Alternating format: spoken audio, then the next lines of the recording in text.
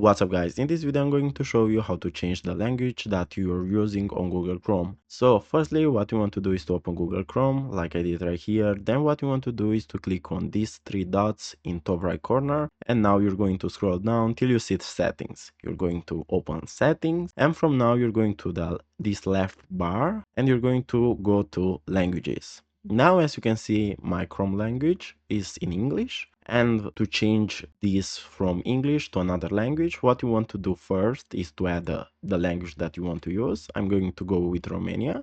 You're going to select the language, then you're going to click on add to add it right here. As you can see, it's in the bottom now, but what we want to do now is to set it on top. So all you have to do is to go from Romania to these three dots, which correspond to the language that you want to use. Then you're going to click on them and you're going to click on move to the top. And now our Chrome will use Romanian language, or the language that you choose to use. So guys, this was the tutorial. Thanks for watching, and don't forget to leave a like and subscribe to the channel.